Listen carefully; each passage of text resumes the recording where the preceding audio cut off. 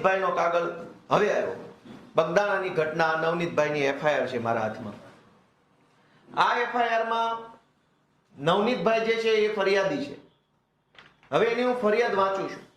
કેવી રીતે આરોપીઓને લાભ મળે, આરોપીઓ છૂટી જાય, જામીન જલ્દી થઈ જાય, સજા ન થાય, જે દિવસે કેસ હાલે ત્યારે નિર્દોષ છૂટી શકે, પાસા ન થાય, આવું બધું બધી કાળજી પોલીસ અને કેટલાક ભાજપના નેતાઓ દ્વારા ગુજરાતમાં ગમે ત્યાં રાખવામાં આવતી હોય છે. આ તો મેં તમને મોરબીની, દાહોદની, પાલનપુરની. રામ રામ મિત્રો, જે બગદાણાની જે ઘટના ઘટી એને આજે 10 દિવસ થઈ ગયા. જે નવનીતભાઈ સરપંચ પર હુમલો થયો, જે આહિર સમાજ અને કોળી સમાજ વચ્ચેનો વિવાદ.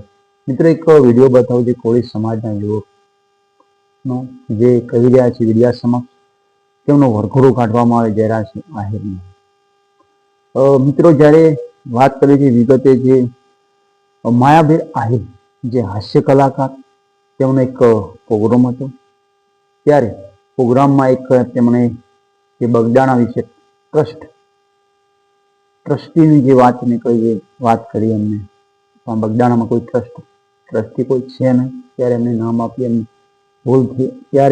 ત્યાર પછી એમને નવનીતભાઈ સરપંચ બગદાણાના તેમની સાથે એમને વાત કરી કે મારી ભૂલ થઈ. એના પછી તેમની માફી પણ માગી, માફીનો વિડીયો પણ મોકલ્યો હતો. અને ત્યાર પછી જે માયાભાઈ આહિરના દીકરા જયરાજસિંહને ખબર પડે છે, ત્યારે નવનીતભાઈ સરપંચને એમને ફોન કરે છે કે સરપંચ, આપણે રૂબરૂ મળવાનું છે, હું બહાર છું. એવી વાતચીત થાય છે. ત્યાર પછી નવનીતભાઈ સરપંચ પર હુમલો થાય છે. ત્યારે જયરાજસિંહ આહિરનું નામ આવે છે અને નવનીતભાઈને હોસ્પિટલમાં દાખલ કરવામાં આવે છે. અને એમના કોળી સમાજના બધા યુવાનો, આખો સમાજ એકઠો થાય છે અને મામલતદાર કચેરી આવે છે. અને એમના જે સમાજના આગેવાન, અગ્રણીય જે ધારાસભ્ય, તેઓ નવનીતભાઈ હોસ્પિટલમાં તેમના ખબર અંતર પૂછવામાં આવે છે. અને આ વિવાદ મિત્રો ઉગ્ર ને ઉગ્ર બનતો ગયો છે. હજી કોઈ સમાધાન થયું નથી. ત્યારે જે કોળી સમાજમાં જે રોષ ફેલાઈ રહ્યો છે હજી, અને તે મીડિયા સમક્ષ જે પિન્ટુભાઈ કરીને ભાઈ છે કોળી સમાજના, તે મીડિયા સમક્ષ કહી રહ્યા છે કે જયરાજસિંહ આહિરનો વરઘોડો કાઢવામાં આવે અને અમને સાચો ન્યાય મળે. અને હજી સુધી કેમ પોલીસ તંત્ર કોઈ અમને જવાબ આપ્યો નથી. તે વિડીયામાં પિન્ટુભાઈ શું કહી રહ્યા છે હું વિડીયો બતાવું, ત્યાર પછી હું બીજો વિડીયો બતાવું, થોડી ચર્ચા કરીએ. તો વિડીયો જુઓ. ગુંડાનો વરઘોડો નહીં નીકળે, એટલે કે લુખ્ખા જયરાજનો વરઘોડો નહીં નીકળે ત્યાં સુધી કોઈ કાળે સમાધાન થવાનું નથી. કારણ કે આ ઢોર મારનાર માયાભાઈ આહિરનો દીકરો જયરાજ લુખ્ખો છે. આખા ગુજરાતને ખબર છે. પહેલાં તો આ ચમરબંધીને પકડો તો ખરા, તો કંઈક વિચારાય આગળ. બુટલેગર, ગુંડાઓ, લુખ્ખાઓ, દારૂડિયાઓ ગમે તે હોય, પરંતુ ખરેખર જો ભાજપની અંદર હોય તો કાંઈ જ થતું નથી. ગુજરાતના સિંહ, હાવજ એવા કોળી સમાજના દિગ્ગજ નેતા એવા પરસોત્તમભાઈ સોલંકી ગુજરાતના ભાઈના બંગલે જ્યારે ભેગા થયા છીએ, ત્યારે અમારી માત્ર એક જ માંગ છે કે ભાવનગરના બગદાણાની અંદર જે નવનીતભાઈ ઉપર અસામાજિક તત્વો તો ખરેખર ના કહેવાય, કારણ કે આખા ગુજરાતને ખબર છે કોને ઢોર માર્યો છે. કારણ કે આ ઢોર મારનાર માયાભાઈ આહિરનો દીકરો જયરાજ લુખ્ખો છે. આખા ગુજરાતને ખબર છે. એમ છતાં આજે પોલીસ તંત્ર દ્વારા એનું એફઆઈઆરની અંદર કોઈ જ નામ લીધેલું નથી. ત્યારે આજે સમસ્ત મિત્રો, એમની વાત સાચી છે કે અમને સાચો ન્યાય મળવો જોઈએ. ફરિયાદોથી જયરાજસિંહ આહિરનું નામ આવ્યું છે, છતાં પણ હજી કોઈ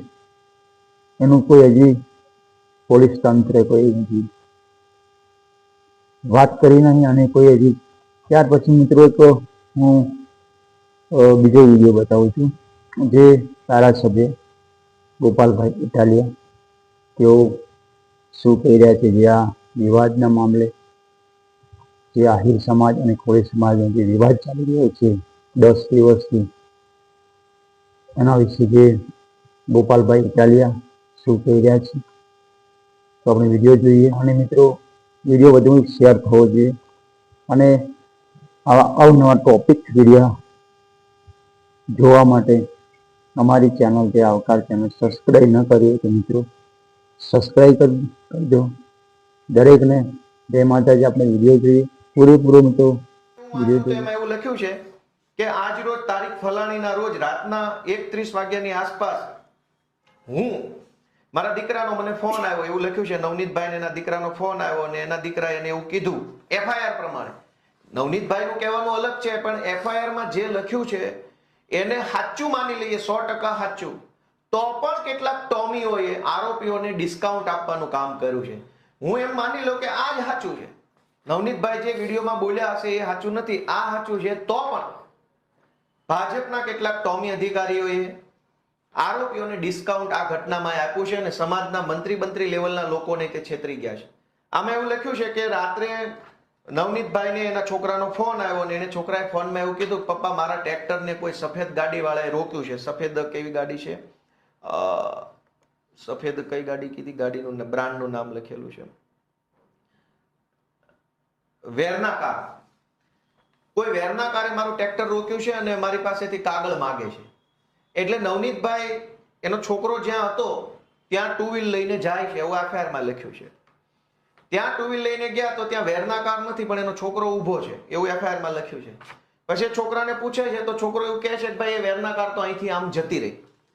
તો નવનીતભાઈ એવું નક્કી કરે છે એફઆઈઆર પ્રમાણે, કેમ કે ઘટના આટલી છે પણ પોલીસે આટલી લખી છે, એ આટલી લખી એની ઉપર ચર્ચા કરીએ. જેથી હું, હવે નવનીતભાઈના શબ્દો છે, જે પોલીસે આટલામાંથી આટલું કર્યું એ શબ્દો, જેથી હું, એના છોકરાએ એવું કીધું કે ભાઈ ગાડી તો અહીંથી નીકળી ગઈ છે, અહીંયા કઈ ગાડી છે નહીં, તો ત્યાર પછી હું એ 4 વ્હીલની પાછળ મારી મોટરસાયકલ લઈને એકલો નીકળેલ. આ શબ્દો સાંભળજો ફરીથી. હું એટલે કે નવનીતભાઈ એ 4 વ્હીલની પાછળ મારી મોટરસાયકલ લઈને એકલો નીકળેલ અને હું આ 4 વ્હીલની પાછળ મોણપર ગામ જવાના રસ્તે મોણપર ગામના ઈશ્વરભાઈ શિયાળના બ્લોકના કારખાને પહોંચેલ